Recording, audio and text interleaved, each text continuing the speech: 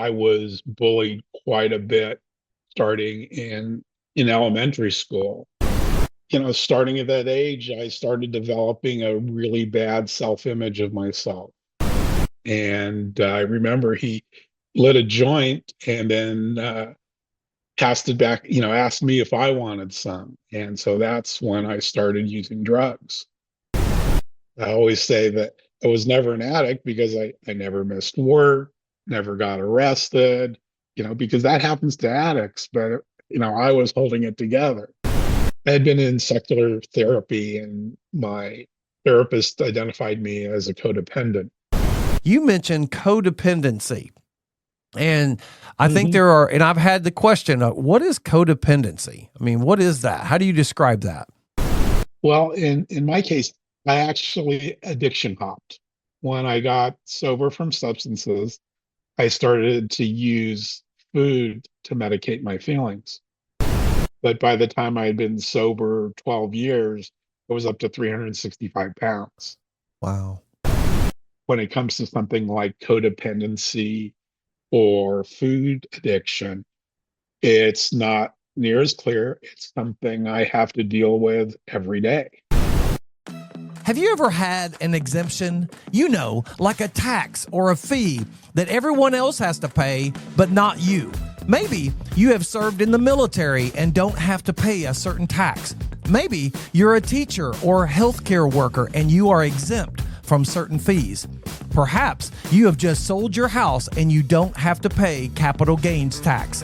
These kind of exemptions are great.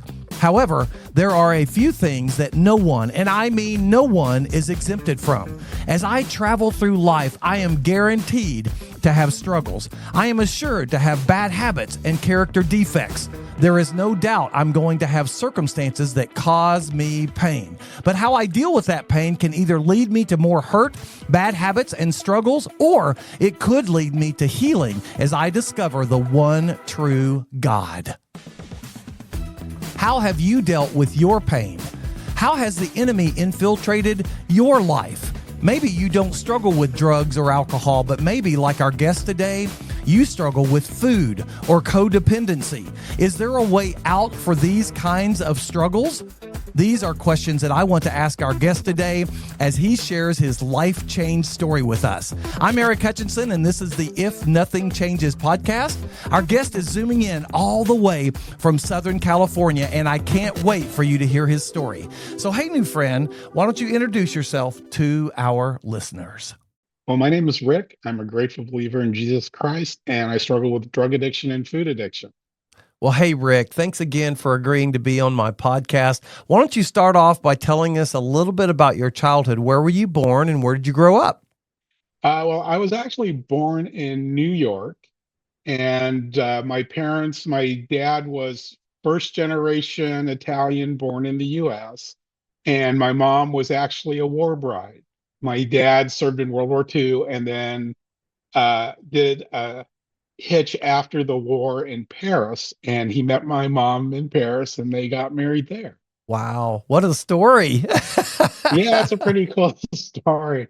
And then when I was 3, my parents and I moved to a little town in Orange County called Tustin. It was about 4,000 people, and it was kind of at the edge of the Orange County suburbia. And I've been in Orange County my entire life. People always ask, where's Tustin? It's about 10 miles south of Disneyland because everybody knows where Disneyland is. Tell me a little bit about what it was like growing up in your household. Did you have any siblings? Were you the oldest, the youngest? And how was your relationship with them? I have a younger brother. He's 4 years younger than me. So he was born in Orange County. He was the only, or is the only native Californian in my immediate family. And you know, most of the time, I mean, a lot of contention between my brother and I when we were growing up, but I think it was normal sibling stuff, nothing out of hand. And my parents, for the most part, had a pretty good relationship, a very traditional. My mom was a stay-at-home mom, and And yeah, that was kind of the way I grew up. And like I said, at the time, Orange County was very rural. There were actually orange trees in Orange County. Now you really have to hunt to find them. And Weston was very rural. And we used to go play in orange groves and the growing fields and ride our dirt bikes all over the place. And that was kind of how I grew up. Who were you closest to, your mother or your father? Probably my mom, just because she was a stay-at-home mom. So especially during, my childhood, I had less interaction with my dad because my dad was working all the time. Was there any religion or faith in your family? Did you guys go to church? I mean, tell me a little bit about what you believed about God as a child.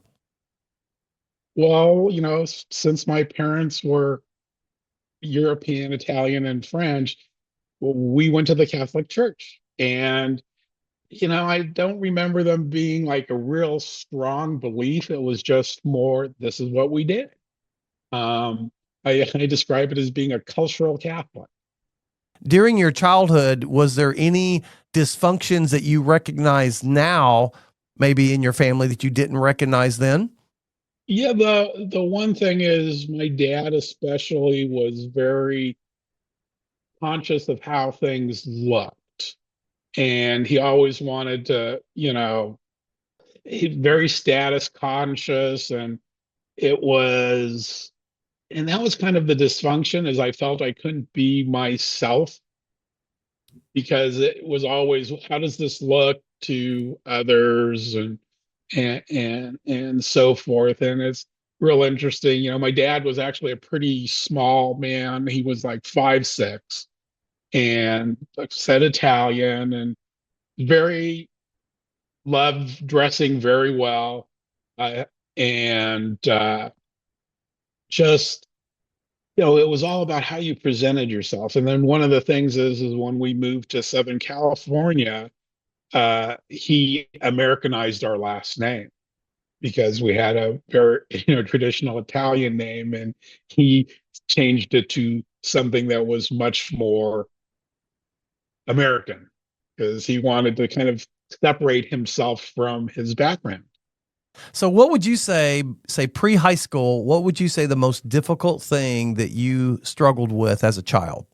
Uh, I was very successful in school.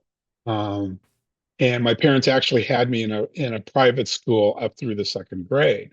And when I finished the second grade, I was reading at a sixth grade level.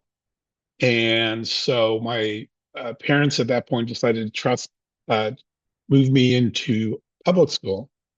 And the public school decided that instead of going into the third grade, I went into the fourth grade. And then on also, in addition to that, I was taking math and English with the sixth grade. And so because of that, I was bullied quite a bit starting in elementary school. And then, when middle the middle school I went to was kind of the same group of kids. And then when it came to high school, we were kind of in between two different high schools. And most of my friends went to one high school, and I and most of the bullies went to a different high school. So my high school years, I mean, I was really not connected with many people in my high school. And I kind of look at it almost kind of like jail. I did my time, I got out, got my diploma, but I graduated months after my 17th birthday. So I was uh, really young. And then also because most of the kids in my class were a year to a year and a half older than me, was generally quite a bit smaller. So it made me the target of getting beat up and that kind of stuff. And it's funny because now I'm 6 foot and I've always been a big guy, but that didn't happen until I was well out of high school. So, what did that do to you internally? We a lot of times talk about our identity and what we believe about ourselves. And you mentioned even your dad, wanting to project a certain image to other people. And it sounds to me like you had an image that, you were probably smart or whatever, but then you had some people that bullied you because of that, or that, you were Mhm. young and they picked on you. And so did that kind of cause you to repress things and become more withdrawn, or were you pretty outward and confident in who you were? No, I was very withdrawn. I was very shy. Um, and, starting at that age, I started developing a really bad self-image of myself, very negative self-image of myself. And even now, I still struggle with negative self-image.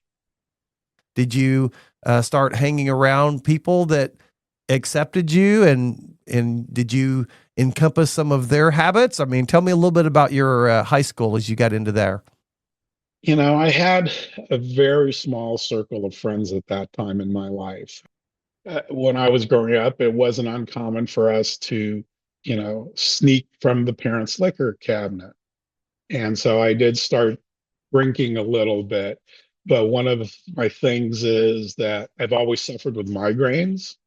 And if I had a hangover, it was too much like a migraine. And I wanted to avoid that at all costs. And then when I was about 14 or so, the older brother of a friend of mine invited me to go to a swap meet, local swap meet with him and his girlfriend. And he was 17, and he drove a really cool car, and he had a lot of pretty girls to go out with and that kind of stuff. So it was kind of, I looked up to him.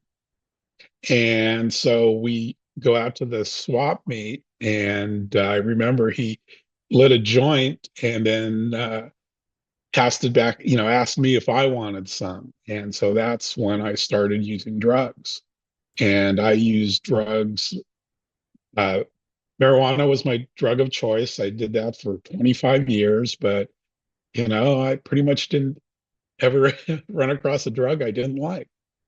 And so that was my life for the next 25 years.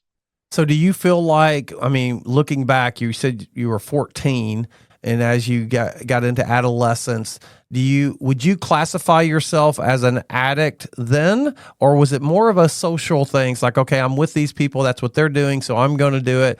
Or did you start, would you say now that you were an addict at a very young age? Yeah, I went to pretty quickly to daily use within, a year or two. And that was my life for 25 years. So did your parents not pick up on any of that? I mean, did you keep it hidden from them pretty well, or what? Pretty well. Yeah, I don't think they had any clue until they may have had some suspicion, but they never really, if they knew, they really never let on. So was there any defining moments for you during, your high school years? And you had mentioned, that time whenever they moved you to the fourth grade, but you were reading at a sixth grade level. And that's a pretty defining moment. I mean, it kind of changed things. It moved you into a different social group, a different, it just changed things in your life. Were there any other defining moments, from your high school years, anything like that? Any events that happened that you would want to share? There was a lot of tension between my father and I. And also, it always came across to me that my brother was kind of the favored child. I'm sure if you talk to my brother, he would say the opposite, but it was definitely impressed upon me that my brother was the favored child.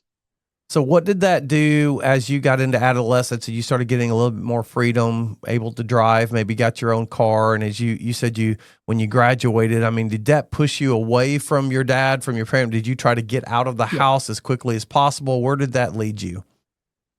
Yeah, it was a lot of conflict. I actually didn't leave the house. I wasn't anxious to leave the house just because, my parents were my dad was pretty successful and we had a pretty nice lifestyle, and I didn't necessarily want to give that up. So out of high school, I started at a local junior college and went there for a couple of years. And then I decided to go into working full time, and I worked selling auto parts. Um, and I did that for, well, full time for about 4 years. And then I decided that wasn't the future I wanted. So then I entered Cal State Fullerton, but I continued to sell auto parts, as a part-time job for about 10 years. So during that 10 years, during that time you were going, and did you graduate college then, or did you stop? I stopped, I got married, and I just at that point my focus was different. Um, by that time, I actually went and was working for the family business. When my parents had, or my dad had kind of a side business that was doing property management of office and commercial buildings. And then when he retired, it became full time. And so I worked in that business for, gosh, probably close to 20 years. Wow. So you kind of somehow mended the relationship with your father and went to work for the family business. So apparently, even though there was the conflict there a little bit, you kind of came back and started working there. So now tell me, you said you got married. So this Right. is right. This is out of college. I mean, this is out of high school. While you're going to college, you're selling auto parts. So how did you meet your wife? I actually was in a fraternity at Cal State Fullerton, and she was one of the girls that would hang out at the fraternity house, when we'd have parties and stuff. And we struck up a relationship, and it was really the first serious long-term relationship I had had. I had dated, you know, not really in high school, but after high school, there was a couple of girls I went out with from, but never more than two, three, 4 dates. And my first wife was my first serious relationship, and we got married in 1988, and that marriage lasted 3 years. We divorced in 91. Wow. So only 3 years. Let's bring God back into it because you mentioned going to church as a kid, Catholic, you were a fairly steady Catholic going to church, but it was more of a routine. Did you keep that routine as you became single and on your own, and is drugs, are they still drugs and partying and that sort of thing? Is that still an active part of your life? uh, at that point, God was not an active part of my life in any way. And yeah, the party life, I was living the party life. A lot of denial. Uh, I always say that I was never an addict because I never missed work, never got arrested, because that happens to addicts. But, I was holding it together, and I was pretty functional, but I was using every day. Every day. Wow. So what was the problem with your first wife? You guys got married. What was going on in your marriage that caused you guys to break up? There was a lot of conflict. Um, she was very angry in a lot of respects and kind of would take it out on me. And she was an addict as well. And we had some pretty, no real physical abuse, but very heated arguments. And then they started to taper down. And so I thought things were getting better. What I realize now is she was making her exit plan. And about 2 weeks before Christmas in 1990, I came home from work, and she'd cleared out the house, cleared out the bank accounts, and just took everything. The house was pretty much almost empty. I had a few pieces of furniture and that kind of stuff, but she basically took everything she could and left. And you had no idea. I had no idea. In fact, I had brought, ironically, I had bought some roses for her that evening when I came home. And it's not something I did very often. I would do it once in a while, but I thought, I'm going to do something nice. Picked up a dozen roses, came home, and the house was empty. Oh my gosh, that had to have been such a shock. Did you know where she went? Were you able to get a hold of her? Or did she just say, "Hey, I'm gone. I've cleaned the bank out, and I want a divorce"? Or, I mean, how was that conversation? Yeah, it was tough. She moved back in with her parents temporarily, and then she moved in with another guy not too long after that. So now, are you working in the family business, managing property and Yes. so forth? And so she leaves you, you get divorced. So did that pain? I'm divorced, been divorced, and man, that was one of the most painful parts of my story, my life. So did you medicate even more with drugs and alcohol and those sort of things, or where did that lead you after you got divorced? Yeah, for the first year, it was, go go to work, come home, and get high. So in recovery, in every, whether it's secular or a Christian recovery, we always talk about the low and hitting the bottom. And what for me it was different than for other people. But sometimes, did you ever hit a low where you were just like at your very bottom and you were just like, man, I've something has to change? Yeah, and it was actually a few years after this. I started dating and dated a few women and wound up uh, building a relationship with a gal. And we'd been dating about 6 months, and we found out she was pregnant. And so we decided that we would get married after our son would be born. But the relationship was tumultuous, and we break up and get back together. And um, not too long after my son was born, she ended our relationship and kind of closed the door to any future, getting back together.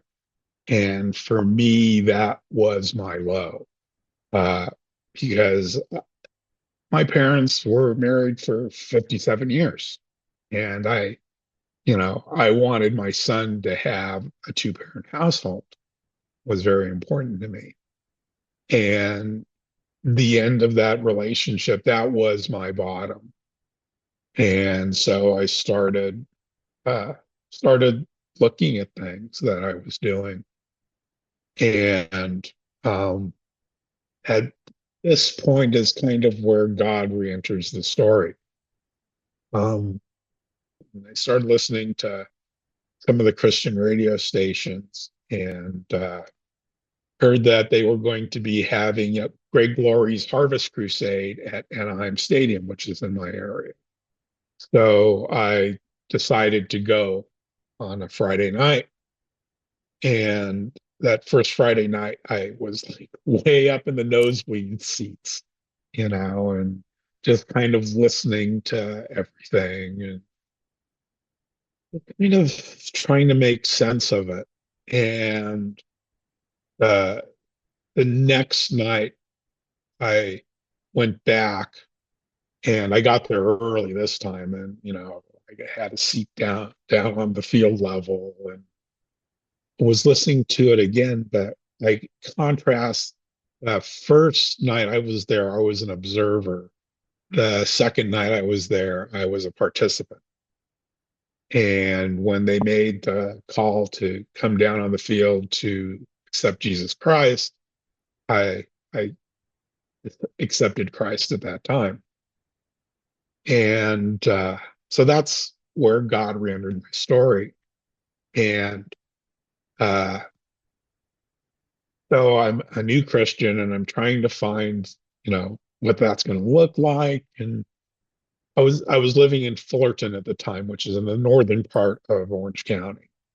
And so I was looking at churches and, I kind of knew I had to find a church. And but I just wasn't finding anything that was a fit. And then something that can only be described as the hand of God.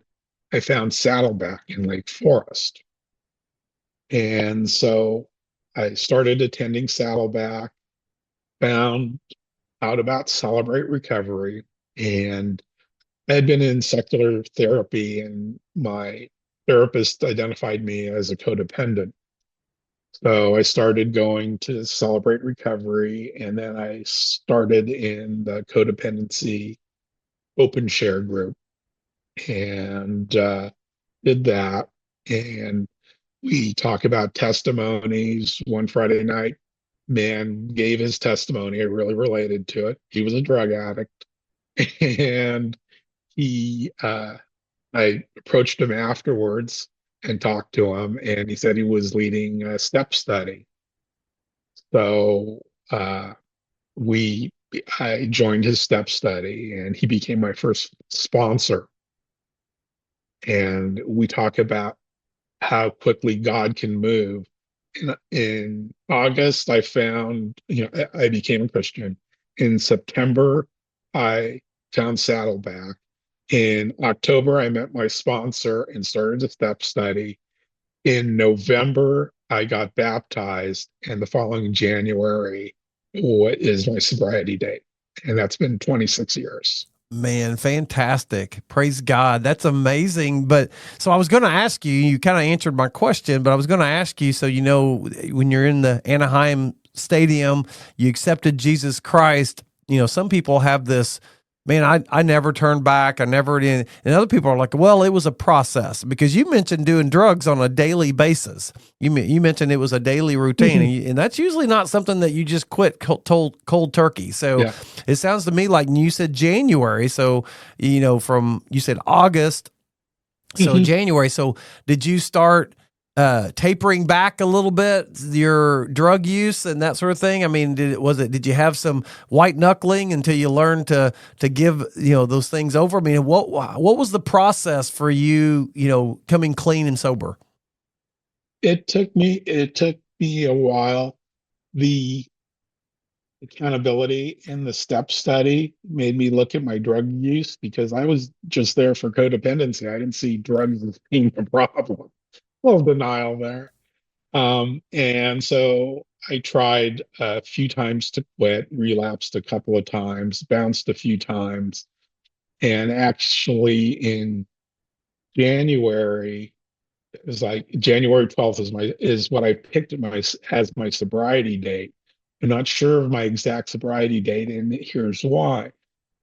Because the draw to the drugs was so strong. Um, I just in early January, I finished the drugs that I had, and I kind of went, okay, let's see how long I can go before I need to use again.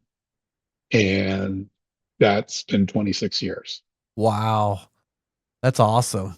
Well, that's a God thing. That is a Yes. God thing. So it really was once you finished the drugs that you had, usually the process is a little bit longer than that. So it sounds to me like, you said, let's just see how long I can go before I need it. And Yeah. so that's a miracle in itself right Yes. there. So tell me about your first step study. And first of all, what is a step study? Because I know what one is, but a lot of our listeners may not know. So what is a step study? A step study is a 9 to 12 month commitment to go through the 4 participant guides of Celebrate Recovery. And it's based on the 12 steps and the 8 principles that we talk about in Celebrate Recovery. And it's a process of working through your hurts, habits, and hangups and working on becoming free from them. So it's interesting because, most people, I think, have heard of 12 steps, 12-step program with the Alcoholics Anonymous, that there's 12 steps there, and that was kind of where it got started. And then Celebrate Recovery, we mentioned the 8 principles, but your average person doesn't understand that those actually kind of mirror. I mean, sometimes there's multiple steps with one principle, but they kind of Mhm. mirror that, but they include Jesus Christ as our higher power, and they kind of go hand in hand. We call it a step study, but we use those 8 principles and 12 steps interchangeably, and we kind of work through that process and go through that. Mhm. So really interesting process that you go through. But you mentioned something, and I think this is important to bring out. You mentioned codependency. And I think Mhm. and I've had the question, what is codependency? I mean, what is that? How do you describe that? Codependency is the way I describe it is seeing your value in what your close relationships feel about you. In other words, getting validation for yourself from others instead of uh, from from Jesus Christ. And it's what they think about me is more important than what I think about myself. And if they're happy, I can be happy, but I can't be happy if they're not happy. In that first step study, what did you learn about yourself? And how did you learn to step out of codependency, which is a little bit different than drugs? You can kind of, um, measure your drug use, or you can kind of, sobriety is easy to measure when you're talking about, I didn't do any drugs, but how do you measure your sobriety from codependency? Well, and I think it's focusing on keeping those relationships healthy. And codependency is much more of that's what I'm looking for. It's more of gradual change with drugs. And I actually talk about this, and we haven't gotten into it yet, but my food issues with substance abuse, the line between sober and not sober is very clear. When it comes to something like codependency or food addiction, it's not near as clear. It's something I have to deal with every day with my food and with my codependency. I have to constantly work on making the right choices. And it's not always easy, especially with the food. Like I said, I'm half Italian and half French. We love food. Yeah, that's really difficult. I didn't share with you, but I also had in 2018, I weighed 230 pounds, and I'm now about 193 or something like that. But I had gotten down to about 180, I had to change my eating habits. And I have run 3 marathons, and I did all that before I realized I had a food issue. But I was running marathons. I was running that because that's what kept my weight down, Mhm. but that wasn't the core issue. The core issue Right. was, it was really lust. It's the same core issue as sexual addiction, is that I had the character defect of lust, and I always wanted more. I always ate 2 or 3 helpings of whatever food that I got. I always, my father at Thanksgiving or dinner, oh, have another plate, eat this, it was almost a competition sometimes. And it was really hard for me to leave food on my plate, but when I was full, and there were so many things that I had to learn about the food thing, is that I had to look at it more as fuel than as entertainment or pleasure. I had to look at it, well, I need food, but I don't have to have extra food or extra things. And so there was a lot of changes that I had to make there. That was actually really difficult as well. So what things would you say that you had to change, in your food issues? What are you working on there? Well, in my case, I actually addiction hopped. When I got sober from substances, I started to use food to medicate my feelings. And I was gaining weight slowly. It wasn't much, 10, 12 pounds a year. But by the time I had been sober 12 years, it was up to 365 pounds. Wow. And, you know, it, it took some, one of the things I talked about in my testimony is struggling with the concept of being powerless. And it really took an effort for me to admit that I was powerless over food. And in my case, because I was so heavy, I decided to have bariatric surgery. And that was definitely useful.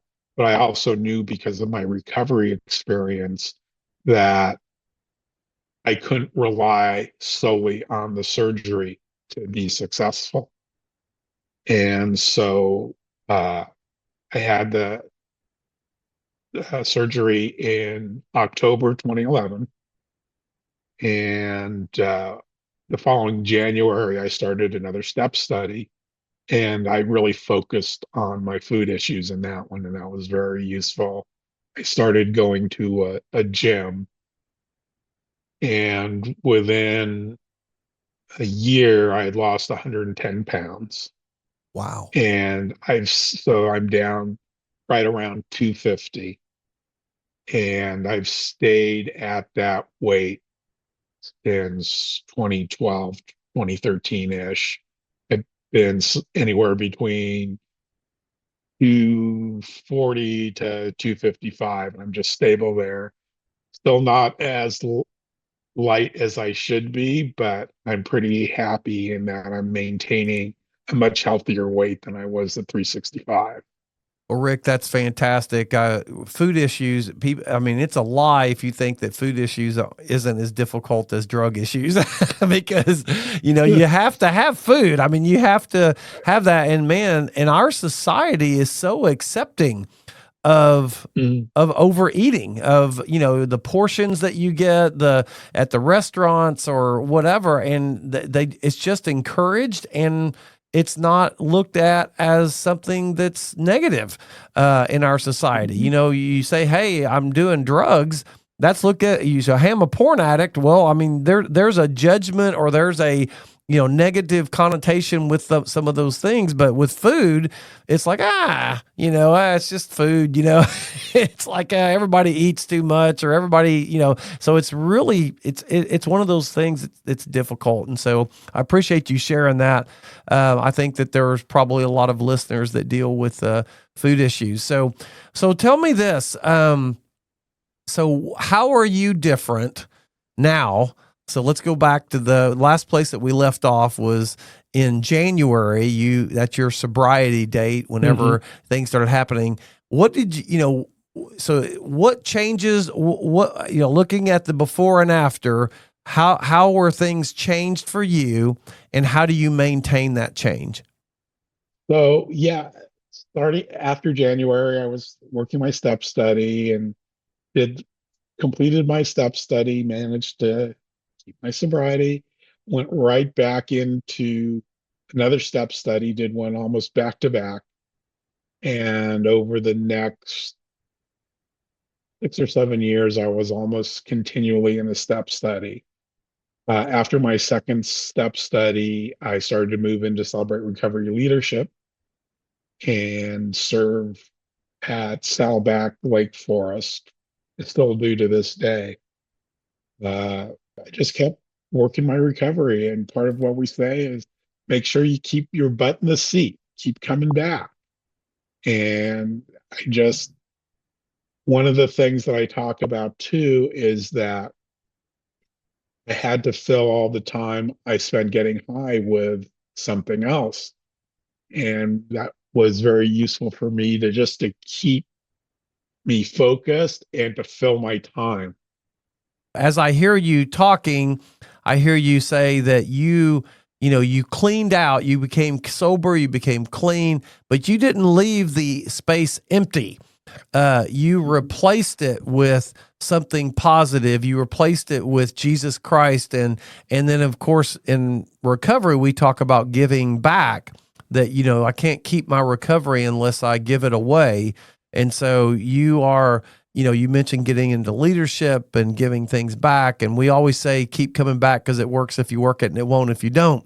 So, working it means replacing that empty space that was left by your addiction, your hurts, your habits, whatever those things are that you needed to get rid of, and filling that with something positive, something good. And that's Jesus Christ and his service to him. So would you agree with that? Mhm. Yeah, absolutely. I think service is one of the core values of Celebrate Recovery. And there are places where you can plug in if you're a newcomer. You don't have to have any sobriety, just show up and serve. And for that time we're serving, it gets us out of our head. And especially early in recovery, that is a very important thing. I encourage all my sponsees, serve someplace, give back. Let me ask you this. Whenever you got into recovery and things started changing in your life, were there any scriptures that meant something to you that really stood out that you'd want to share with the listeners? Yeah, I picked up on Romans 8:28 early on, and we know that for those who love God, all things work together for good, for those who are called according to his purpose. And I reference that in my testimony that I shared. One of the things is I find comfort in that he's with us in our dark times, and we may not see it while we're going through those dark times, but we can, when we get to the other side, we can see where God's hand has directed things. And even though those dark times kind of suck, when you get on the other side and you see what God has done, it is the biggest blessing you can have.